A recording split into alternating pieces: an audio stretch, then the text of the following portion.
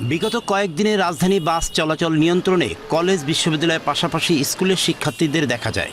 তবে এখন থেকে সড়ক যান চলাচল নিয়ন্ত্রণ করছে শুধু বিশ্ববিদ্যালয়ের শিক্ষার্থীরা। এছাড়াও রয়েছে সেনাবাহিনী, আনসার ও কোস্টগার্ড।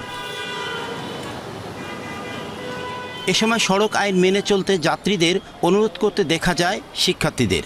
গাড়ি চালকদের গতি নিয়ন্ত্রণ, লেন মেনে চলার পরামর্শ দেন তারা। সচেতনতার কথা বললে আমি বলবো যে প্রথম দিন যখন আমরা নামি তখন অনেককে আমাদের ধরতে হয়েছে, বলতে হয়েছে হেলমেট পরেন, এভাবে চালান, সিট বেল্ট পরেন, এগুলো বলতে হয়েছে আমাদের দাঁড়া করিয়ে। কিন্তু এখন বলতে হচ্ছে না। এখন ম্যাক্সিমাম শুধুমাত্র আমরা কোথায় যাওয়া ঠিক মতো হচ্ছে, কোনো জায়গায় আটকে যাচ্ছে কিনা এই জিনিসটা শুধুমাত্র লক্ষ্য করলেই হচ্ছে। এইদিকে মানুষ সচেতন অলরেডি হয়ে গিয়েছে। এখানে সবাই তো প্রশিক্ষণপ্রাপ্ত ট্রাফিক না, সবাই তো স্টুডেন্ট। আর কাগজপাতি বিষয়ে তো একটা জ্ঞান থাকা দরকার। তো সে বিষয়ে আমরা কাগজপাতি চেক করি না, জাস্ট হেলমেটগুলা।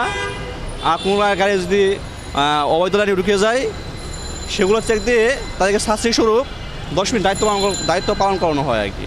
আমরা চেষ্টা করছি যাতে সবাই এই কাজটা করে, সবাই আমাদের কথাটা শোনে, আমরা যে সচেতনতামূলক যে কাজগুলো করছি তারা যেন এই কাজগুলো করে। আমরা চেষ্টা করছি, এখনও অনবরত করে যাব। এদিকে পথচারীদের ফুটপাত ও জেব্রা ক্রসিং ব্যবহার করতে উৎসাহিত করেন শিক্ষার্থীরা। রাস্তা পারাপারে পথচারীদের ফুট ওভারব্রিজ ব্যবহার করতেও বলছেন তারা।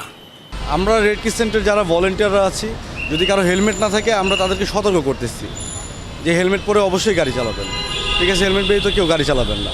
রাস্তা পারাপারের বিষয়ে জেব্রা ক্রসিং আছে, আমাদের ভলেন্টিয়াররা তাদের সতর্ক করতেছে, নির্দেশ দিতেছে যে জেব্রা ক্রসিংকে অবশ্যই পারাপার করবেন।